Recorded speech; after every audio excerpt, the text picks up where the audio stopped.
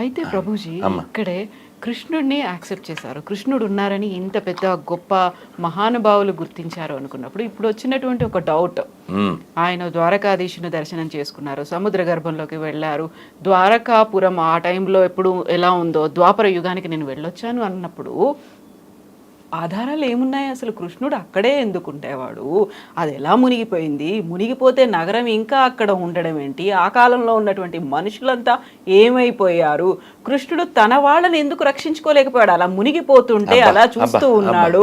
ఇవన్నీ డౌట్స్ వస్తాయి, బోల్డ్ వస్తాయి కదా. All have answers. I will. అమ్మా, మీరు భాగవతంలో ప్రథమ స్కందంలో, అంటే నేను చదివాను కాబట్టి మళ్ళీ మళ్ళీ విన్నాను కాబట్టి చెప్తున్నా, ప్రథమ స్కందం చాలా బరువు ఎక్కిస్తుంది. ఎందుకు అంటే మనం ఏమనుకుంటాం, భాగవతం అంటే అన్ని ఆటలు పాటలే అనుకుంటాం, కానీ ప్రారంభమే చాలా సాడ్గా ఉంటుంది. ఎందుకంటే అర్జునుడు వెళ్తాడు, ధర్మరాజుకి ఒక చెడ్డ శకునాలు కనబడుతూ ఉంటాయి. నాకేదో అనుమానంగా ఉంది, ఒకసారి ద్వారక వెళ్ళిరా అని అర్జున్ని పంపిస్తాడు. అర్జున్ వెళ్తాడు, వెళ్తే కృష్ణుడు లేడు. కృష్ణుడు భార్యలు ఉంటే వాళ్ళని తీసుకుని వస్తూ ఉంటాడు. వచ్చిన తర్వాత చెప్పిన మాటలన్నీ మనం మాట్లాడుతున్నాం ఇప్పుడు. ఎందుకు అలా అయిపోయావు, అంత నిస్త్రాణంగా ఎందుకు అయిపోయావు అంటే, అన్నయ్య మన సఖుడు, మన బంధువు, మన మిత్రుడు, మన ప్రాణం ఆయన కృష్ణుడు ఇంక లేడన్నయ్య, ఆయన స్వధామానికి వెళ్ళిపోయాడు అని చాలా బరువు ఎక్కించేటువంటి బాధాకరమైనటువంటి ఈ విషయం చెబుతూ, కృష్ణుడు లేడు, వారి భార్యలందరినీ నేను తీసుకుని వస్తున్నాను, దారిలో వేటగాళ్ళు నన్ను అటాక్ చేశారు, నా గాంధీవం నా విల్లంబులు ఎక్కువ పెట్టాను, మంత్రం గుర్తు రావట్లే, తప్పక నేను మామూలు వ్యక్తిలాగా ఆ గాంధీవం ఇలా వేయవలసిన బాణాలు దాంతో చేశాను, అయినా వాళ్ళు లాక్కుని వెళ్ళిపోయారు. ఇన్ని రోజుల నా విజయం నాది కాదన్నయ్య, ఆయన ఉండబట్టి కదా ఇదని, నేను ఆయన ఉంటే నేను హీరో, ఆయన లేకపోతే నేను జీరో అని ఇలా చాలా బాధ వ్యక్తం చేస్తాడు.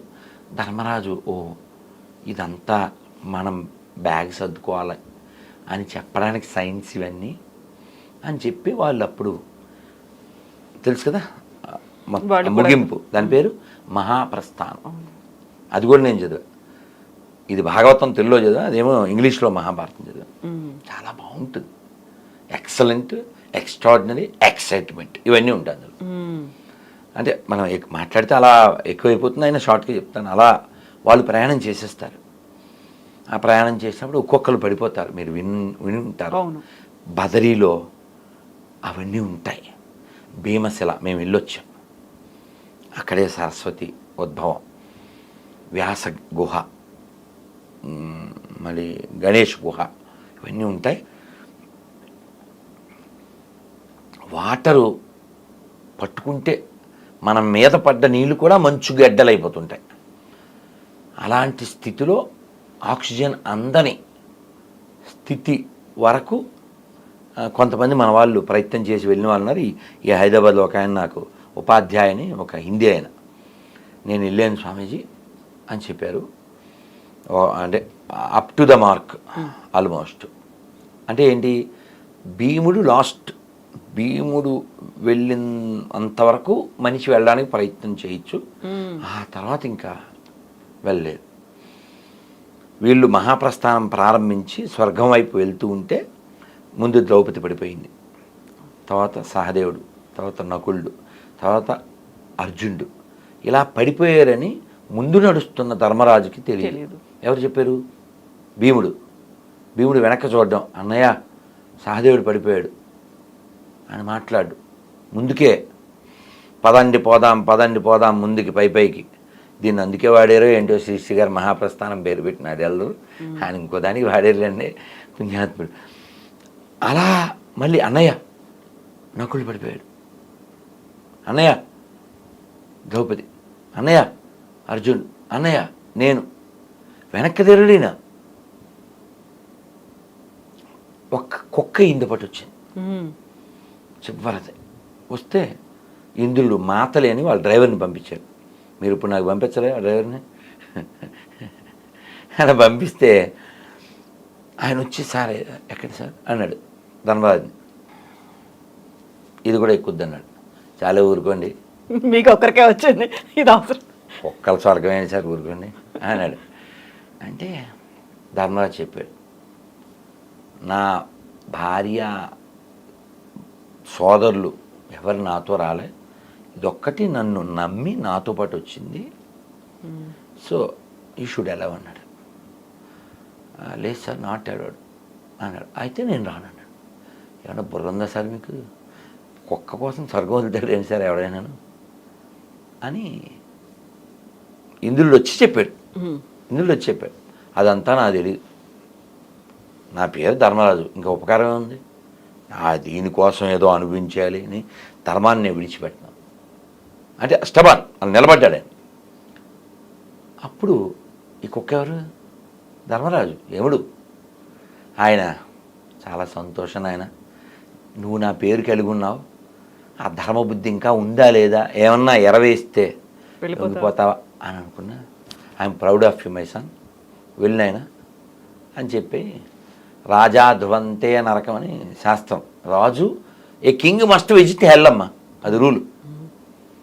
ఏ రాజు అయినా నరకానికి వెళ్ళి రావాల్సిందే, ఎందుకంటే ఏదో విధంగా దోషం జరిగి తీరుతుంది, ఈ మస్ట్ విజిట్. అలా ధర్మరాజు కూడా అలా నరకాన్ని విజిట్ చేసి మళ్ళీ వస్తాడు. సో ఇదంతా ఎందుకంటే ధర్మం పట్టుకోవాలి, ధర్మాన్ని విడిచిపెట్టకూడదు, దేనికోసమైనా ధర్మాన్ని విడిచిపెట్టకూడదు.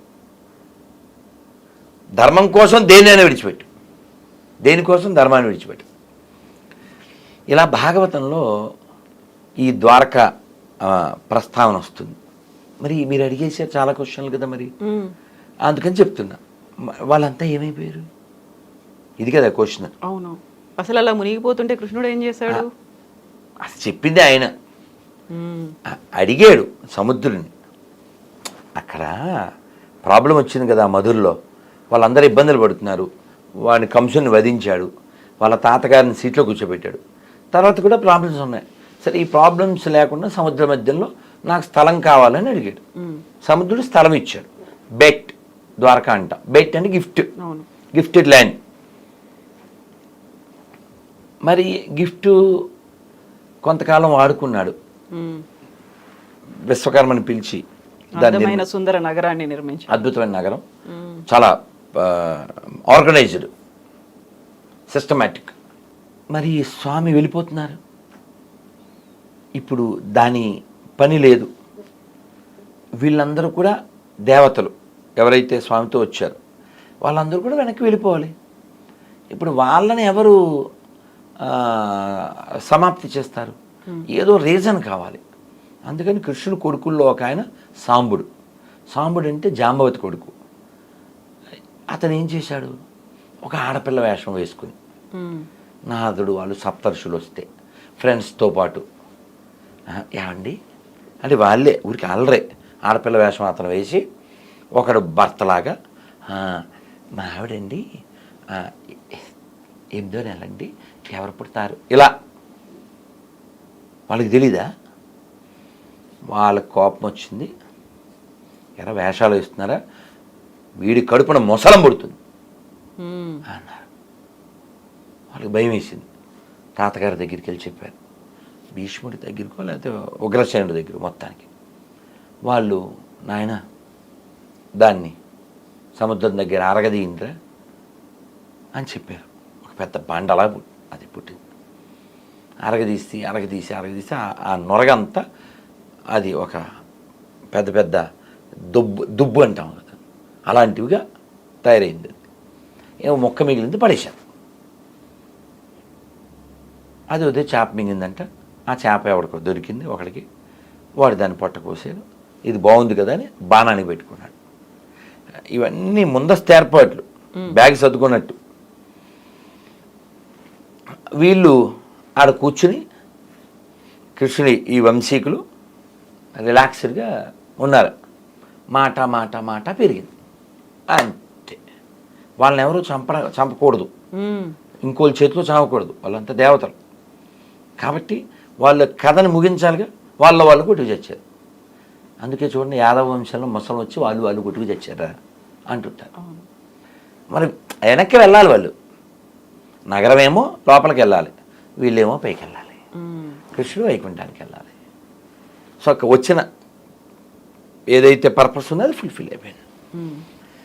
అయితే ఇక్కడ మీరు ఇంకొక మాట అన్నారు, ఇదంతా జరిగిన తర్వాత పరిసమాప్తి అయిపోయింది, అవతారం మళ్ళీ స్వధామానికి వెళ్ళిపోయాడు అనుకున్న తర్వాత అర్జునుడు కృష్ణుడి భార్యలను తీసుకొని వస్తూ ఉన్నాడు. అందులో రాధ ఉండదు కదా, రాధని ప్రాణంగా ప్రేమించాడు, అంతకు మించి అనుకున్నాడు. అందులోనూ కృష్ణుడి కంటే రాధ వయసు ఎక్కువ పెద్దది అనుకుంటారు కదా, తన్నెందుకు దూరం పెట్టాడు? ఆ భార్యల్లో తనెందుకు లేదు? లేదు అమ్మా, మనకేం చెప్పారంటే శ్రీకృష్ణ చైతన్య రాధాకృష్ణ నహిరే అన్య, ఇది బెంగాలీ. శ్రీకృష్ణ చైతన్య అంటే రాధాకృష్ణుడికి అభిన్నం, అంటే రాధాకృష్ణులే చైతన్య మహాప్రభు అని చెప్పారు. రాధారాణి అంటే ఆహ్లాదిని శక్తి అంటారు. కృష్ణుడు యొక్క ఆనందం ఒక రూపం చేస్తే ఆవిడ రాధారాణి. కాబట్టి రాధారాణి కృష్ణుడు వేరు కాదు, కేవలం లీలా ప్రకటన చేయడానికి మాత్రమే భగవంతుడు రాధారాణిని వచ్చేలా చేయడం జరిగింది. ఈ లీలా ప్రకటన ఇది అర్థం చేసుకోవడానికి మనకి కాస్త మెచ్యూరిటీ ఉండాలి. పైపైన చూస్తే అపరాధం చేస్తాం.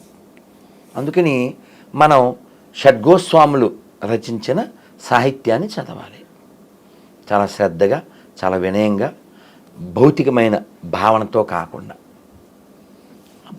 అప్పుడు మనం కూడా ప్యూరిఫై అవుతాం. అంతేగాని ఏదో క్యాజువల్గా అలా డిస్కస్ చేయడానికి లేదు. అందుకే బృందావనంలో ఎవరంటే వాళ్ళు అడుగు పెట్టలేరు. మేము ఇస్కాన్లో జాయిన్ అయ్యాక 4 ఏళ్ల తర్వాత బృందావనం వెళ్తాను అని అనుకోలేదు. ఏదో అన్ని సిటీల్లాగే అదొకటి కాదు, గ్యారంటీగా చెప్తాను. చాలామందికి జరిగింది, నేను వెళ్ళగలను అనుకుని నువ్వు ఆగ్రా దాకా వెళ్ళగలవు, మహా అయితే మధుర దాకా వెళ్ళగలరు. గర్వం చేత వెళ్తే మాత్రం Radharani not allowed you to బృందావనంలో అడుగు పెట్టలేవు. ఎందుకని తప్త కాంచన గౌరాంగి రాధే బృందావనేశ్వరి వృషభానుసుతే దేవి ప్రణమామి హరిప్రియే. రాధే బృందావనేశ్వరి అంటే బృందావనానికి అధిపతి ఎవరంటే రాధారాణి. అలాగే మీరు మాట అన్నారు, రాధారాణి కృష్ణుడి కంటే పెద్దది అని. మేము ఈ డౌట్స్ అన్నీ ఒక 25 ఏళ్ల క్రితమే మా గురువుగారిని అడిగాం. అంటే జనసామాన్యంలో ఉన్నవి కదా ఇవన్నీ. కృష్ణుడి మీద రాధారాణి నెల 15 రోజులు చిన్నది. వృషభాను మహారాజుకి ఒక కమలంలో ఒక సరస్సులో ఆవిడ దొరికింది. మన సీతాదేవి ఎలా అయితే జనక మహారాజు దొరికిందో అలాగా ఆవిడ పుట్టిన తర్వాత దొరికిన తర్వాత ఉయ్యాల్లో వేశారు, కళ్ళు తెరవలేదు ఆవిడ. వాళ్ళు చాలా అయ్యో ఈ ముద్దులు మూటగట్టే పసిపాప కళ్ళు తెరవలేదని. తర్వాత యశోదామాయి నందమహారాజు ఈ వృషభాను మహారాజు యొక్క ఇంటికి వచ్చారు చిన్ని కృష్ణుని తీసుకొని. కృష్ణుడు ఆడుతూ వెళ్ళి ఆ ఉయ్యాలను పట్టుకున్నాడు. కృష్ణుడు ఎప్పుడైతే ఆ ఉయ్యాల పట్టుకుని నిలబడ్డాడో అప్పుడు ఆవిడ కళ్ళు తెరిచింది. అంటే కృష్ణుని మాత్రమే చూస్తుంది. సీతాదేవి గురించి చెప్తూ సింహాచల శాస్త్రి గారు గొప్ప హరికథకులు వారు అంటారు, సీతాదేవికి రాముడు ఒక్కడే తెలుసు, మనకు రాముడు తప్ప అన్నీ తెలుసు అంటారు. అలాగా రాధారాణి కృష్ణుడికి అభిన్నం, కేవలం ఆనందం, ఆహ్లాదిని శక్తి. భగవంతుడికి 3 శక్తులు ఉంటాయి. అంతరంగ శక్తి అంటే రాధారాణి, బాహ్య శక్తి అంటే ఈ భౌతిక ప్రపంచం. మనం అందరం కూడా భగవంతుడి యొక్క న్యూట్రల్, అంటే మనకి మనకు ఒక ఇచ్చే ఉంది. మనం ఇటు ఉండొచ్చు, అటు ఉండొచ్చు, అటైనా ఉండొచ్చు, ఇటైనా ఉండొచ్చు. ఇటు అటు కాదు, ఇటు కానీ అటు కానీ ఉండొచ్చు ఒకవైపు. అది గోన గన్నారెడ్డిలాగా ఆడా ఉంటా ఏడా ఉంటానని అనడం కుదరదు. మనకు ఒక స్వతంత్రం ఉంది జీవులకి. ఆ స్వతంత్రాన్ని మనం సరిగా ఉపయోగిస్తే భగవంతుడి వైపు ఉంటాం, మనం మిస్యూజ్ చేస్తే భౌతిక ప్రపంచంలో ఉంటాం. ఆ చాయిస్ మనది. కాబట్టి బుద్ధిమంతుడైన వాడు శాస్త్రాలు చదవడం ద్వారా, వినడం ద్వారా, గురువుని ఆశ్రయించడం ద్వారా, మళ్ళీ పుట్టకుండా ఉండడం ఎలా ఈ ప్లాన్ చేస్తాడు. ఇక్కడ ఉండటం కుదరదు కదా. చాలా బాగుంది స్టూడియో, చాలా బాగుంది కారు, చాలా బాగుంది ఇల్లు, కానీ ఇవన్నీ అశాశ్వతం. యదృశ్యం తన్నశ్యం. మొన్న మధ్య మీకు గుర్తుందా, టర్కీలో 34 అంతస్తుల బిల్డింగ్ ఓనర్ 17 సెకండ్లో బెగరైపోయాడు. ఎందుకు? భూకంపం. మీకు గుర్తుందా, ఒక 15 ఏళ్ల క్రితం కర్నూలులో వరదలు వచ్చింది, మొత్తం ముంచెత్తింది. కర్నూలు సిటీలోకి వరద రావడం ఏంటి? బ్రహ్మంగారు ఎప్పుడో అయిపోయారు, వచ్చేసింది. కర్నూలు జిల్లాలో చాలా నష్టం జరిగింది. ఆ ఫోటోలు కొన్ని చూస్తే చాలా బాధగా ఉంటాయి. 40 ఎకరాల ఆసామి మట్టి బురద అంటుకున్న బ్లడ్ తింటున్నాడు. ఏం చేయాలి? కాబట్టి ఎప్పుడు ఇలా ఉంటాను అని ఎప్పుడు అనుకోకూడదు. ఇది ఒకటి చెప్తాను, తర్వాత మీరు అడుగుదురు. అర్జునుడు తీసుకొస్తున్నాడు కదా, ఆ తీసుకొస్తున్నప్పుడు తను ఇలా ఫెయిల్ అయ్యాడు. మరి అదేంటి, వాళ్ళు రక్షించబడాలిగా. ఇది కూడా మీ ప్రశ్నేగా. ఇప్పుడు ఆ ద్వారకలో ఉన్న వాళ్ళ విషయం మీకు చెప్పాను. వాళ్ళకి వికెట్ చేయాలి. వికెట్ చేయాలంటే ఏదో వికెట్ పట్టుకుని కొట్టుకోవాలి, వాళ్ళని ఇంకోటి చంపకూడదు, వాళ్ళని వాళ్ళే కొట్టుకోవాలి కదా. అక్కడే సమాప్తం. ప్రోగ్రామ్ వైండప్ చేయాలి. ఇక పెద్ద ఆయన వెళ్ళిపోతున్నారు, ఇంకా మిగిలిన రావాలి, అక్కడ వెళ్ళిపోవాలి కదా ముందు ఏర్పాట్లు. సో కాబట్టి అక్కడ రీజన్ కావాలి, ఆ రీజన్ కోసం ముసలం, తద్వారా అది వైండప్. మరి వీళ్ళెవరు? ఇప్పుడు తెలిసి తెలియక, సరిగా చదవక, ఈ వాట్సాప్ యూనివర్సిటీ బ్యాచ్లు తయారయ్యి కృష్ణుడు 16,000 మందిని చేసుకున్నాడు, ఆయన దేవుడు, ఇలా ఏదో అవుతూ ఉంటారు. రామచంద్రమూర్తి వనవాసం చేస్తున్నప్పుడు ఆయన చాలా అందగాడు కదా. అందగాడమ్మా మా రాముడు ఎంతటి అందగాడమ్మా, ఆజానుబాహుడమ్మా అరవింద నేత్రుడమ్మా, కోదండరాముడమ్మా కారుణ్యధాముడమ్మా, సీతమ్మ నిలచిన గోపన్న కొలచిన భక్తులు తలచెడి శ్రీరాముడు, శంఖ చక్రధారుడు, అదిగో గౌతమి ఇదిగో భద్రాద్రి, రామదాసు నిర్మించిన ఆలయం. అంతగాడు కాబట్టే పుంసాం మోహన రూపాయ పుణ్యశ్లోకాయ మంగళం. పుంసాం మోహన రూపాయ అంటే పురుషులు కూడా ఆకర్షించే అంత అందగాడు. ఇంత అందగాడైన రాముణ్ణి మేము సేవించాలి, ఆయనతో పాటు ఉండి అని ఋషులు కోరుకున్నారు.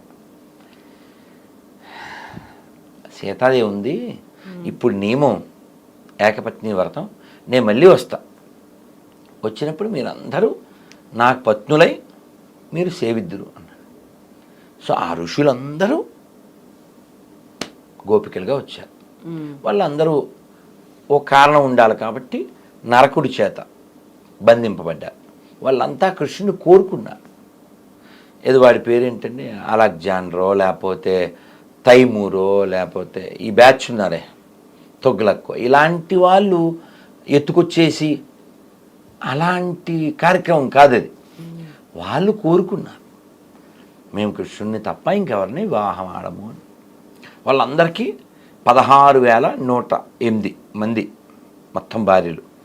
ఈ 16,000 మందికి 16,100 మందికి ఆయన ప్యాలెస్లు కట్టించాడు.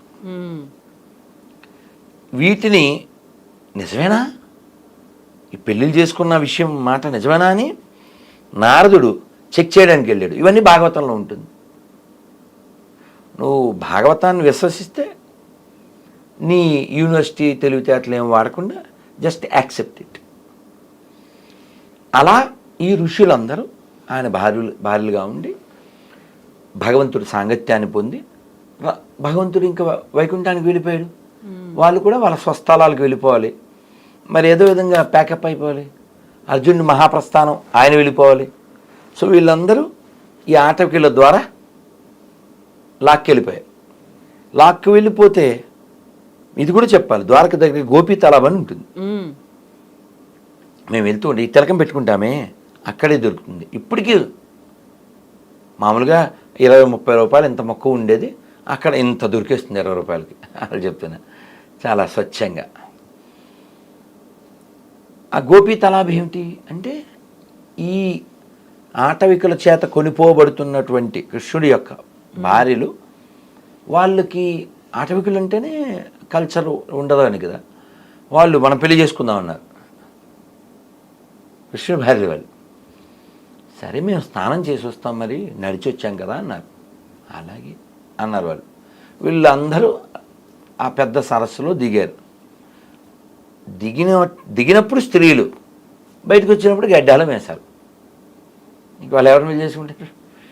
వాళ్ళు అలా వెళ్ళిపోయారు, వీళ్ళు ఎలా వెళ్ళిపోయారు. అలా ఒక్కొక్కటి నాటకం అయిపోయింది అన్నట్టుగా అలా వాళ్ళ పాత్రలు ముగించిపోయింది. మనం ఏదో మన ఇచ్చ వచ్చినట్లు దాన్ని మాట్లాడకూడదు కదా.